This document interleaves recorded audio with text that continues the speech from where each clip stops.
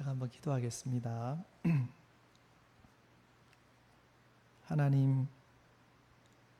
하나님의 말씀을 들고 이 자리에 섰습니다.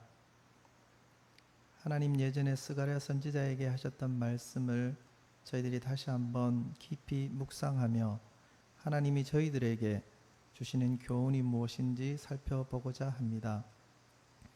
말씀 가운데서 하나님 다시 저희들에게 들려주시고 깨닫게 하시고 우리가 하나님 앞에 어떻게 서야 할지, 어떤 생각을 해야 할지, 어떤 말을 해야 할지, 어떻게 살아야 할지 우리가 다시 깊이 고민해보는 한 시간이 될 수 있도록 도와주시옵소서. 예수 그리스도 이름으로 기도합니다. 아멘. 다들 잘 계셨습니까? 오후 예배 때 한번 뵀던 분도 계실 거고 저를 오늘 완전 처음 보시는 분들도 계시긴 하겠네요. 저는 매일 성경을 만드는 성서 유니온 선교회라는 곳에서 일하고 있습니다. 그래서 혹시나 제가 강의를 하든지 설교를 하든지 하는 모습을 영상이나 다른 곳에서 들으셨다면 묵상을 좀 열심히 하십시오 하는 그런 얘기를 많이 들으셨을 것 같긴 합니다. 오늘도 제가 만드는 매일 성경, 제가 만드는 게 아니죠. 저희 단체에서 만드는 매일 성경, 요즘 스가랴서를 계속 묵상하고 있는데 그 말씀 가운데서 함께 나누었으면 좋겠다 싶은 부분들을 가지고 여러분들하고 함께 말씀으로 교제하는 시간이 되었으면 좋겠습니다. 여러분 금식 좋아하시나요? 네, 얼굴이 일그러지시는군요. 네, 제가 저의 강의나 그리고 지난번에 또 설교 들으셨던 분들은 저의 할머니가 돌아가신 얘기는 이제 들어서 하실 테고 저희 할머니나 고모님들이나 저희 어머니, 큰어머니 이런 분들이 이제 다 교회에서 같은 교회에서 권사님들이신데 이분들이 제가 어릴 때부터 금식을 좀 많이 하셨더랬습니다. 저는 이제 금식하는 걸 익숙하게 보고 듣고 하면서 자랐죠. 그런데 저는 금식이 별로 좋지 않습니다.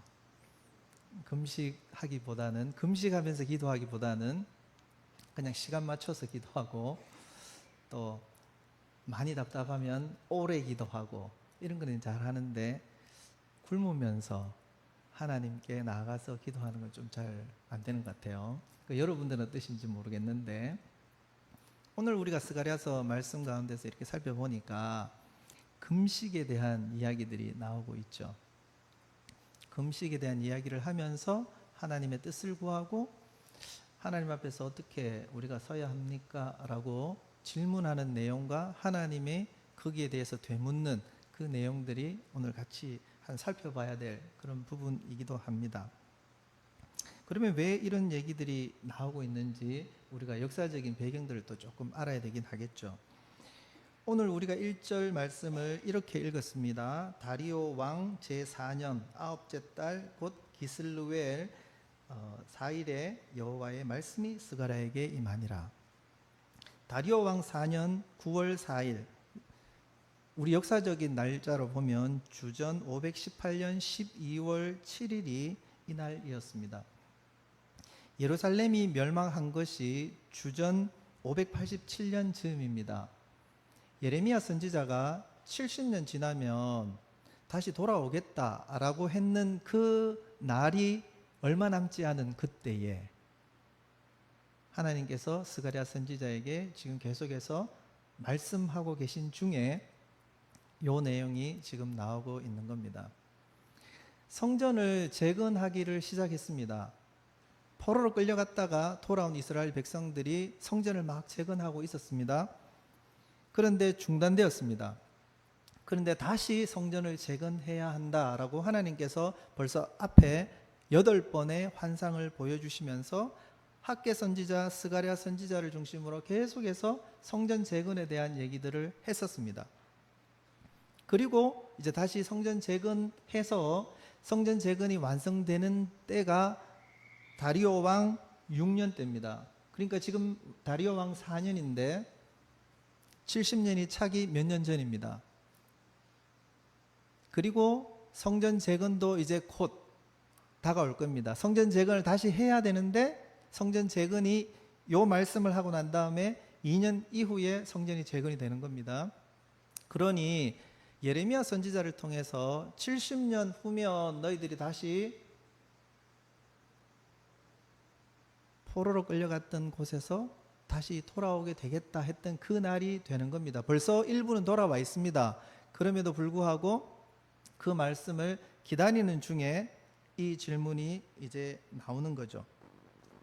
베델에 있는 한 사람이 베델에 있는 사람들을 보내서 제사장들과 선지자들에게 질문을 하고 있습니다. 베델 사람이 사라셀과 레겜멜렉과 그의 부하들을 제사장들과 선지자들에게 보내서 이제 하나님의 뜻을 구하고 있는데요.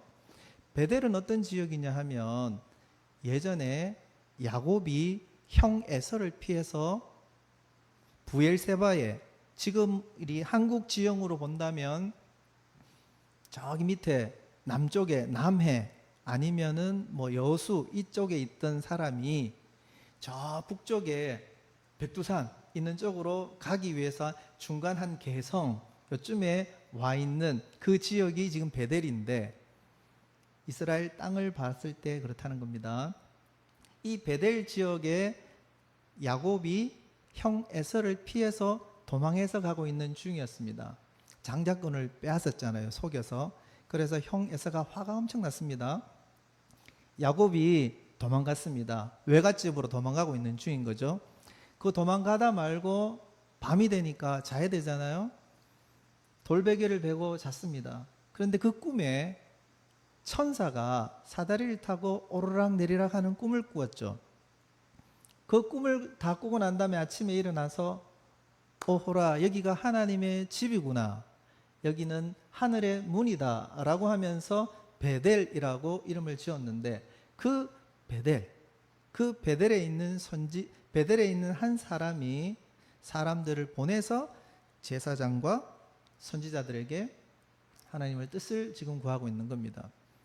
베델은 그런 지명인데, 이 베델은 남과 북 이스라엘이 갈라지면서 남쪽은 예루살렘이 종교의 중심지가 되고 북이스라엘은 베델이 종교의 중심지가 되었습니다.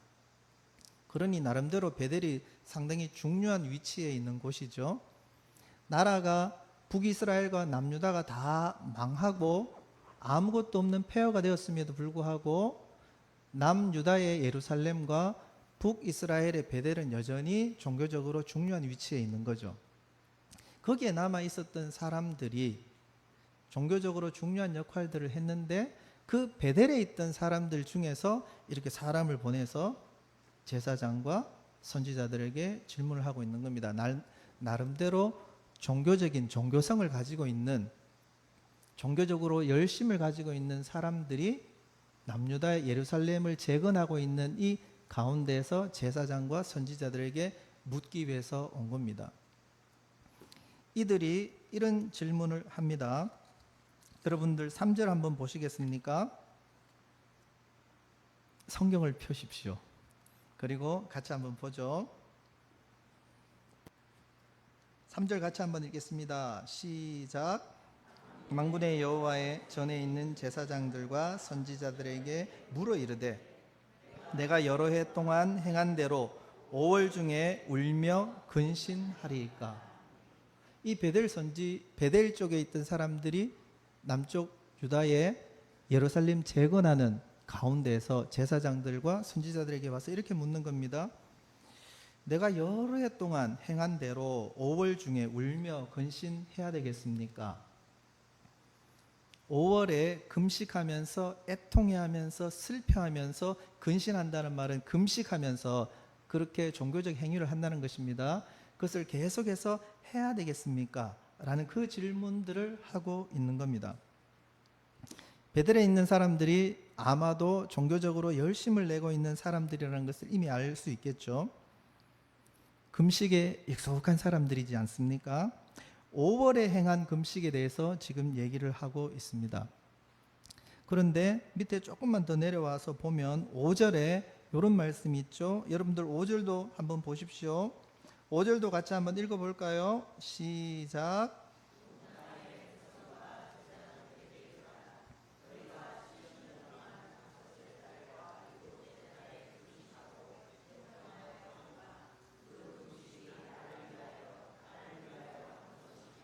네, 금식에 대해서 얘기하는데 처음에 물었을 때 5월에 대한 금식을 얘기했는데 또 답하기를 5월과 7월에 대한 금식을 지금 얘기하고 있죠. 여러분, 스가랴서를 열심히 묵상하셨던 분들이라면 금식에 대한 얘기가 조금 더 있었는데 여러분들 한 장 살짝 넘기시면 8장이 있는데 8장 19절 한번 보시겠습니까? 여러분 8장 19절도 같이 한번 읽어보도록 하겠습니다. 시작.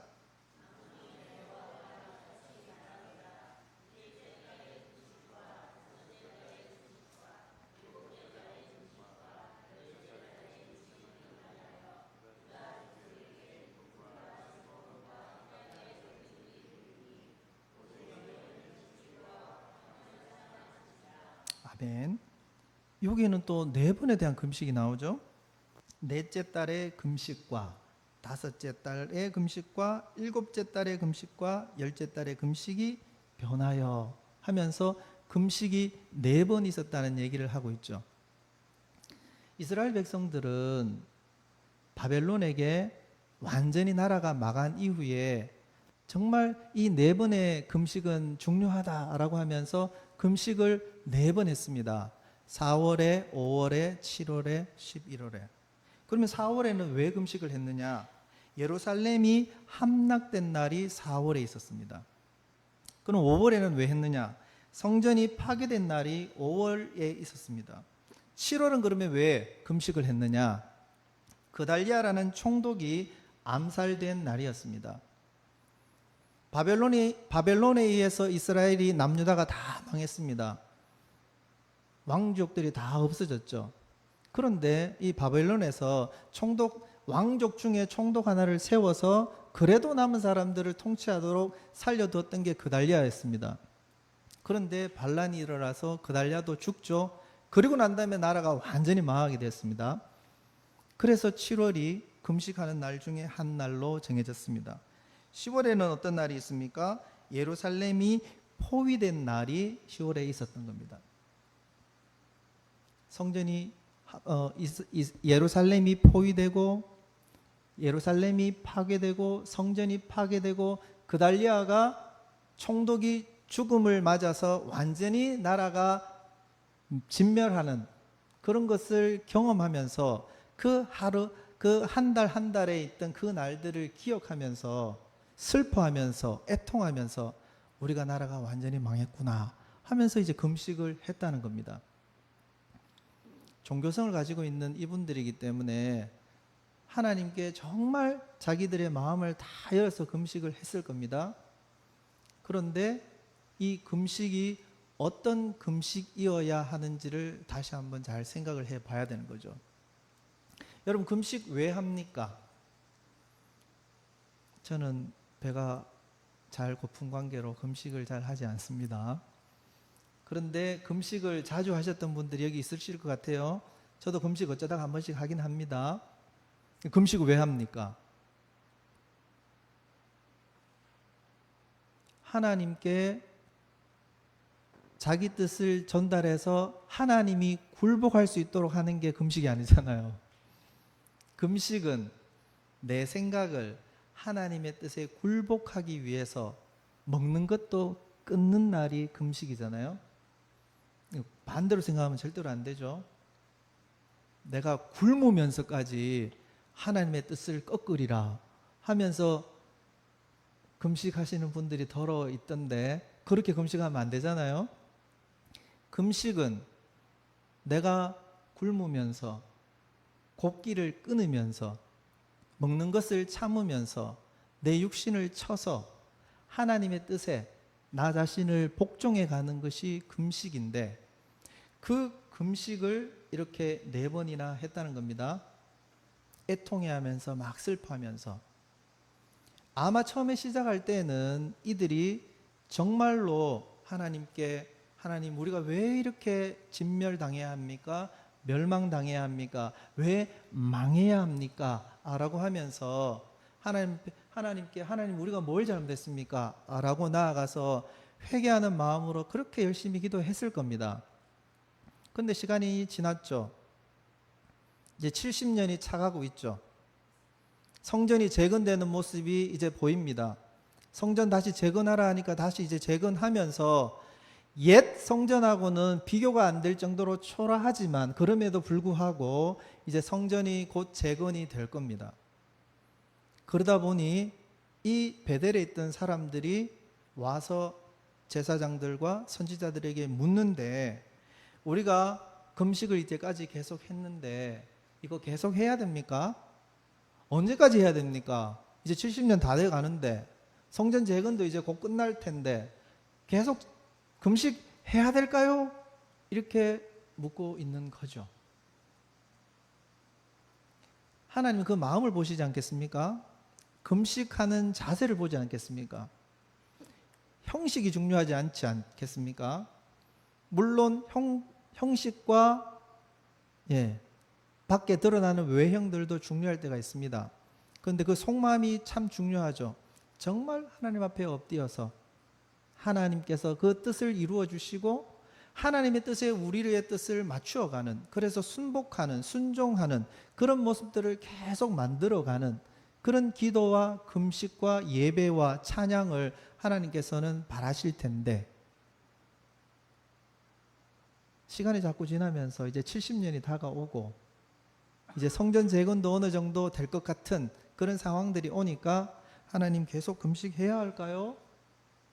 계속 하는 게 맞겠습니까? 언제까지 해야 되나요? 이렇게 질문을 하는 겁니다. 이 물음에 하나님은 답하시지 않고 다시 되묻습니다. 이렇게 답하시죠.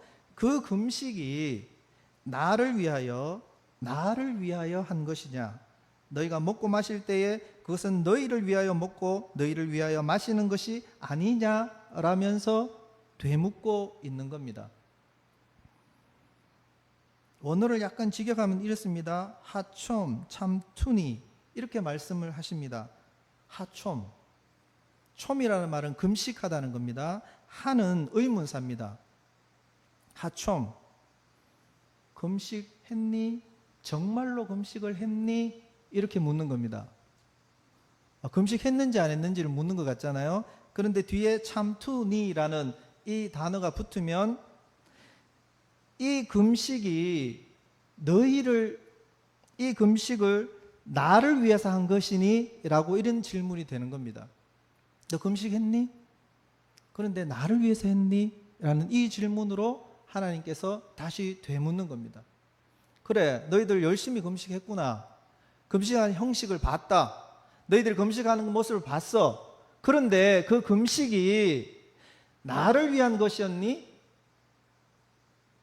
나의 뜻에 순복하기 위해서 너희들의 죄를 철저하게 회개하고 돌이키기 위해서 한 그 금식이었니? 아니면 너희들의 의를 다시 세우고 너희들이 하나님 앞에 하나님 이때까지 이 정도는 했는데요 라는 종교적인 종교성을 보이기 위해서 한 것이니?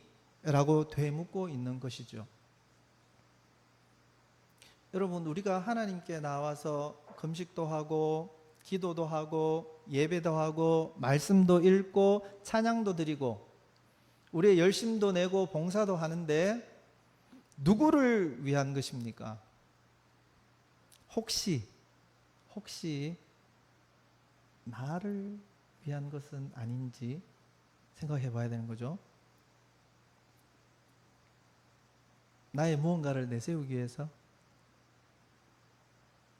나 이것까지 했는데요, 나 이렇게 했는데요 라고 하나님께 뭔가를 드러내고 사람들에게도 보이고자 하는 금식은 아닌지, 그런 예배는 아닌지 그런 성경 읽기는 아닌지 생각을 해봐야 되는 겁니다. 그래서 하나님은 집요하게 묻는 거죠. 그거 나를 위해서 한 건 맞니? 너 자신을 철저하게, 너의 민족을 철저하게 살피면서 하나님, 우리가 이렇게 잘못했군요. 하나님, 이것이 잘못되었으니 이제 이렇게 고쳐보도록 하겠습니다. 정말 처절하게, 애절하게 하나님께 회개하는 그 심령으로 그렇게 한 것 맞니? 라고 이렇게 묻는 거죠. 그러면서 이렇게 얘기하지 않습니까? 너희가 먹고 마실 때에 그것은 너희를 위하여 먹고 너희를 위하여 마시는 것이 아니냐. 너 먹고 배부르게 마시고 즐겁게 식사하고 교제하고 했을 때 그건 너희들을 위한 거였지. 마찬가지로 금식도 나를 위해서 한다고 했는데 너희들을 위한 거 아니었어? 이렇게 묻고 있는 거죠. 우리가 막 열심히 경제 활동하잖아요. 열심히 삶을 살고 있죠. 주일날, 수요일날 예배하는 그 시간 이외의 시간들을 우리가 어떻게 지금 사용을 하고 있습니까? 예배당에 오면은 하나님께 드리는 시간이니까 막 하나님께 집중하다가 밖으로 나가서 먹고 마시고 활동하고 돈을 벌고 경제 활동을 하고 사회 활동을 하고 할 때에 어떤 태도와 자세로 지금 하고 있습니까? 여전히 하나님이 주인이시고 하나님이 왕이시고 하나님이 불꽃 같은 눈동자로 다 지켜보고 계시니까 내가 거기에 걸맞게 삶을 살아가고 있고 내가 거기에 걸맞게 행동하고 말하고 생각하고 있는지 생각을 해봐야 되죠. 어떻습니까? 만약에 하나님 앞에서 내가 좀 부족함이 있네, 부끄러움이 있네 라고 생각한다면 이제 바꾸시면 되는 거죠. 하나님은 금식, 너희들이 그렇게 중요하게 생각하는 금식, 그래 잘했다. 그런데 그것이 나를 위한 것이 아니라 너를 위한 것이었던 것 같다. 너희들 자신을 위한 것이었던 것 같다. 그러니 금식 좋다, 잘해라. 하지만 그 금식에 머물지 말고 그 금식의 정신을 따라서 이제 어떻게 해야 되는지를 다시 가르쳐 줄 테니까 생각을 잘해서 그것을 따라오기를 바란다. 그런데 잘 보니까 너희 조상들, 지금 이스라엘 백성들을 향해서 얘기하는 거죠. 너희 조상들은 내가 그렇게 하나님 뜻이 이것이니까 이렇게 하라라고 말했는데도 불구하고 너 그 조상들은, 너희의 선배들은, 망했던 너희의 선배들은 어떻게 했는지 잘 봐라. 그들은 내가 그렇게 많은 선지자들을 통해서 계속해서 하나님 뜻이 이것이니까 잘 해라라고 했는데도 너희 선배들, 너희 조상들은 그 말을 귓등으로 들었다. 들으려고 하지 않았다. 등을 돌렸다. 그리고 마음을 금강석 같이 단단하게, 다이아몬드처럼 단단하게 해서 절대로 그 말씀이 마음판에 새겨지지 않게 했다. 그러니 너희들이 옛 조상들처럼 하지 말고 내가 다시 한번 기회를 주고 알려줄 테니까 돌이켜서 내 뜻대로 제발 했으면 좋겠다 라고 하면서 하나님께서는 스가랴 선지자를 통해서 이렇게 말씀을 합니다. 여러분, 말씀으로 다시 한번 돌아가서 8절 말씀, 9절 말씀을 한번 볼까요? 9절 말씀을 같이 한번 읽도록 하겠습니다. 9절과 10절을 같이 한번 읽겠습니다. 같이 한번 읽을게요. 시작.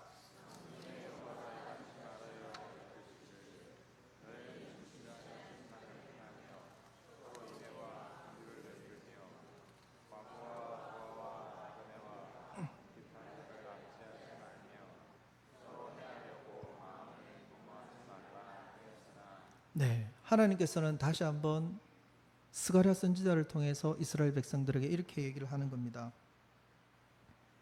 너희는 진실한 재판을 행하며 서로 인애와 긍휼을 베풀고 과부와 고아와 나그네와 궁핍한 자를 압제하지 말고 서로 해하려고 마음에 도모하지 말아라. 너희 조상들은 이렇게 하지 않았기 때문에 망했다. 너희들 예배 잘 드렸지. 금식도 열심히 했지, 찬양도 열심히 했고, 나한테 재물도 엄청나게 바쳤지, 고맙지. 그런데 너희들은 이 삶을 살지는 않았잖아. 그래서 내가 선지자를 통해서 계속 얘기했지, 이렇게 살아라고. 그런데 너희들이 이렇게 안 살았어. 그래서 북이스라엘과 남유다는 망한 거야. 다시 한번 말하는데 제발 이렇게 살아라 라고 말씀을 하시는 거죠. 여러분, 호세아 선지자 4장 6절 7절 말씀, 대표적인 건 몇 구절만 말씀드릴게요. 이렇게 말씀하셨어요. 내 백성이 지식이 없음으로 말하는도다. 네가 지식을 버렸으니 나도 너를 버려 내 제사장이 되지 못하게 할 것이요, 네가 네 하나님의 율법을 잊었으니 나도 내 자녀들을 잊어버리리라. 하나님의 말씀대로 하지 않으면 하나님을 모르는 거다라고 얘기하는 겁니다. 매주 나와서 예배드리고 찬양하고 성경 읽고 제사하고 예배한다 할지라도, 내 이름을 위해서 그렇게 한다 할지라도 너희들의 삶이, 너희들의 이웃과의 삶이, 가족과의 삶이, 형제들과의 삶이 내가 원하는 대로 바뀌지 않는다면 종교적인 행위로 나를 아는 게 아니다 라고 분명하게 얘기를 하시는 거죠. 미가서 6장 7, 8절은 이렇게 얘기하죠. 여호와께서 천천의 순양이나 만만의 강물 같은 기름을 기뻐하실까? 내 허물을 위하여 내 마다들을, 내 영혼의 죄로 말미암아 내 몸에 열매를 드릴까? 사람이 주께서 선한 것이 무엇임을 내게 보이셨나니 여호와께서 내게 구하시는 것은 오직 정의를 행하며 인자를 사랑하며 겸손하게 내 하나님과 함께 행하는 것이 아니냐. 제사를 엄청나게 드리고 예배를 엄청나게 많이 드리고 맨날 첫날 한다 할지라도 너희들이 내가 원하는 공의와 정의와 진실과 인내의 삶을 베풀면서 살지 않는다면 아닌 거다라는 것을 얘기를 하고 있는 겁니다. 여러분, 소선지서, 대선지서 여러 선지서들이 있는데 그 선지자들이 다 동일하게 북이스라엘과 남유다의 이스라엘 백성들에게 이렇게 말씀을 했던 겁니다.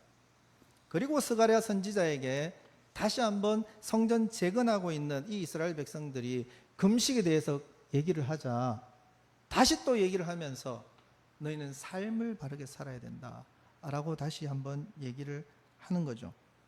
제일 먼저 이렇게 했습니다. 너희는 진실한 재판을 행해라.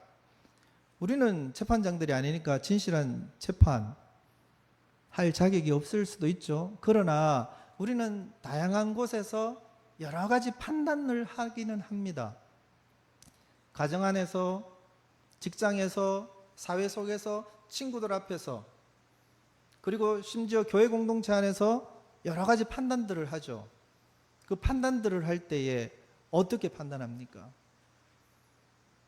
편파적이지 말고, 누구누구하고 친하니까, 자는 친하니까 더 잘 들어주고, 이것이 아니라 하나님이 정말 기뻐하는 자세로 공평하게, 공의롭게, 공정하게, 의롭게, 신실하게 그렇게 판단할 수 있어야 되겠습니다. 서로 인애와 긍휼을 베풀어라 라고 말씀을 하고 있습니다. 백성들 간에, 이웃들 간에, 형제 자매들 간에 우리가 인애와 긍휼을 베풀어야 하지요. 하나님이 우리를 긍휼과 인애를 베푸셔서 죽은 가운데서 살리셨습니다. 우리가 그 사랑을, 그 인애를, 그 긍휼을 받아서 하나님 백성이 되었고, 죽을 뻔했다가가 아니고 죽었다가 살아났잖아요.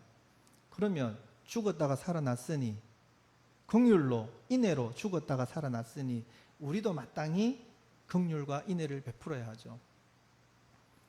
옆에 있는, 주위에 있는 가족들, 이웃들, 사회생활 같이 하는 동료들, 지인들, 여러분 어떻게 대하고 있는지 잘 생각해 보십시오.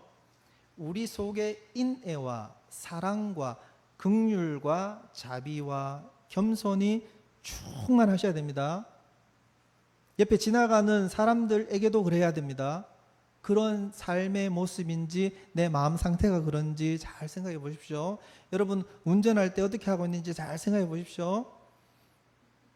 예, 자동차 안이 완전 엄청난 장소인 줄 아시죠? 네, 네. 탁 끼어들 때 어떻게 반응하시는지 잘 생각해 보십시오.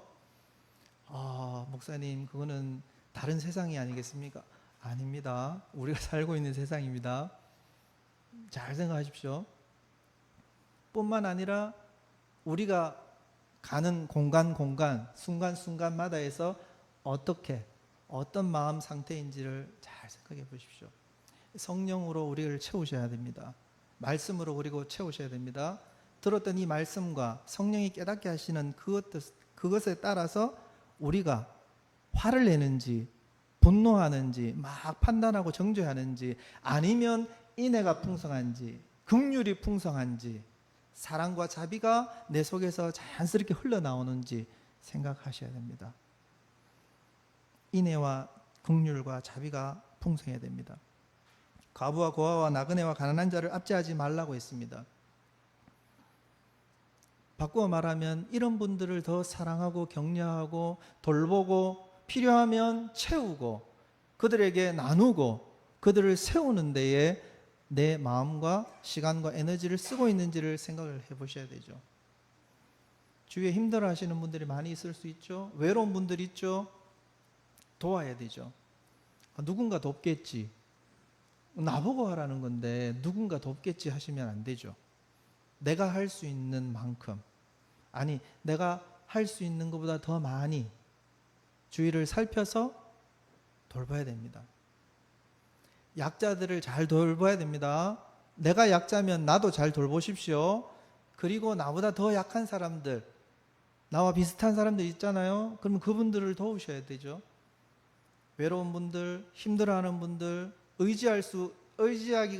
의지할 사람이 없는 분들, 이런 분들 눈에 보이시지 않습니까? 조금만 마음을 열고 생각해 보면 있습니다. 주위의 친구분들 중에서 힘겨운 분들도 있을 수 있죠. 조금만 사회생활 열심히 하시고 직장생활 하시고 또 이렇게 사업하시는 분들이 조금만 눈을 열면 그런 분들 눈에 또 많이 보이시죠. 외국인 노동자들도 있죠. 다문화 가정에 있는 자녀들은 우리가 또 잘 돌봐야 될 부분들이 있죠. 거기에 그냥 덤덤하게 보시거나 그게 아니라 하나님의 영이 우리 속에 있으면 그 영혼들을 불쌍하게 보고 사랑스럽게 보는 마음이 생기는 겁니다. 그러면 거기에 합당하게 사셔야죠. 하나님은 그렇게 사냐 안 사냐를 판단하시겠다는 겁니다. 네 번째로 이웃과 형제에게 악을 행하지 말아라, 해하려고 하지 마라, 이렇게 말씀을 하고 있습니다. 여러분 형제들에게 잘하고 있습니까? 교회 공동체 안에도 마찬가지입니다. 형제 자매들에게 잘하고 있죠? 조그만 게 나한테 인사도 안 하네, 이런 생각하시고 계시지 않습니까? 제가 왜 이렇게 얘기했겠습니까? 제가 그런 생각을 하니까 얘기했지요. 우리 공동체에 직원이 70명입니다. 어떻게 하다 보니 조직도 상으로 조금 위에 있습니다. 그러다 보니 동료들과 후배들을 많이 접하잖아요. 제가 지시할 때가 많습니다. 하다 보니 그렇게 됐습니다. 능력이 탁월한 건 아닌데 오래 있다 보니 지시하는 자리에 있습니다. 그러다 보니 마음에 들지 않게 행동하는 후배님들과 동료님들께서 많지요. 그러면 제 마음에 어떤 마음이 듭니까? 요거 봐라, 이런 마음이 들지 않습니까? 그런데 성령님께서 다 가르쳐 주시죠. 너 옛날에 똑같았거든? 더 했을 것 같은데? 올챙이적 생각 좀 하시지? 이렇게 이제 성령께서 가르쳐 주셔서 죄송합니다 주님, 이렇게 하면서 자기 자신을 잘 이렇게 컨트롤 해 갑니다. 마찬가지입니다. 교회 공동체, 직장 생활할 때 지인들과의 관계, 친구들과의 관계, 여러 관계들 속에서 상하가 있을 수 있고 이렇게 수평도 있을 수 있는데 그 속에서 여러 가지 마음들을 많이 가지지 않습니까? 보복하지 말라고요. 나에게 1을 피해를 줬네, 너는 2, 3 씹을 피해를 봐야지 이렇게 마음을 가지시지 마시라고요. 저만 이랬습니까? 네. 저는 자주 하나님 앞에 무릎을 꿇습니다. 잘못됐다고. 최근에도 그런 일들이 있어서 하나님께 정말 부끄러운데 여러분에게 말씀을 드리는 것은 여러분들은 그러시지 마시라고. 네. 아예 그런 마음 안 가지시면 좋겠는데 혹시나 그런 마음이 자꾸 올라오면 그 마음을 잘 이기셨으면 좋겠다. 그리고 잘 이기지 못하면 하나님한테 혼난다. 그러기에 그렇게 하지 마십시다. 라고 함께 잘 해보자고 얘기를 드리는 겁니다. 하나님께서 스가랴 선지자를 통해서 이스라엘 백성들 포로로 끌려갔다가 말 지지리도 안 들어서 포로로 끌려갔다가 다시 돌아온 그 후손들에게 하나님이 다시 얘기를 하고 있는 겁니다. 제발 내 뜻대로 살아라. 이렇게 살아야 한다. 서로 보복하지 말고 해하지 말고 인애와 긍휼을 풍성하게 맺고 그리고 약자들은 정말 잘 돌보고 공의와 정의로 판단하고 그렇게 하라고 하나님께서 말씀을 하시는 거죠. 너희들이 종교생활 열심히 하고 다 좋다. 그런데 핵심적인 이 삶이 마음과 생각과 삶이 빠져버린다면 종교생활 의미 없거든 라고 말씀을 하시는 겁니다. 우리 하나님 앞에 이렇게 가서 대면하여서 서야 되거든요. 그때에 하나님이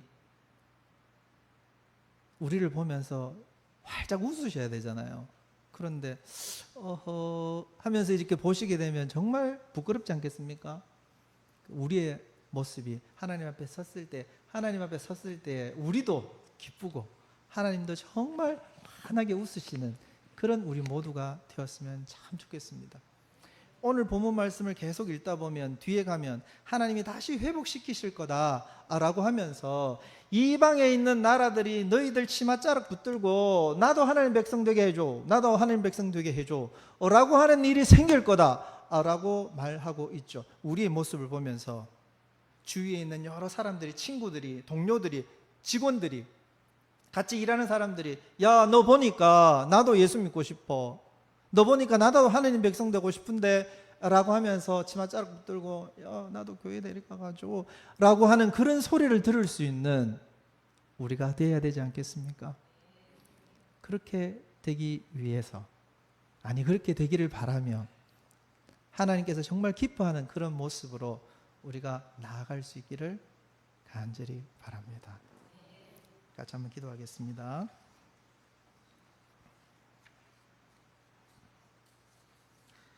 하나님, 우리를 하나님 백성으로 불러주셔서 정말 감사합니다. 우리가 말로만 하나님 백성 되는 것이 아니라 실제로 하나님 백성이길 소원합니다. 하나님께 예배하고 말씀도 읽고 기도하는 삶, 여기에서 머무르는 것이 아니라 우리의 삶 자체가 하나님의 진정한 백성이길 간절히 소원합니다. 그래서 하나님의 기쁨이 되기를 원하고 하나님을 시원하게 해드리는 우리 모든 하나님의 백성 되기를 간절히 소원합니다. 하나님 힘쓰겠습니다. 노력하겠습니다. 우리에게 지혜를 주시고 힘을 주시고 능력을 주시고 사랑하는 마음과 마음과 인내하는 마음과 겸손을 더하여 허락하여 주옵소서. 감사합니다. 예수 그리스도 이름으로 기도합니다. 아멘.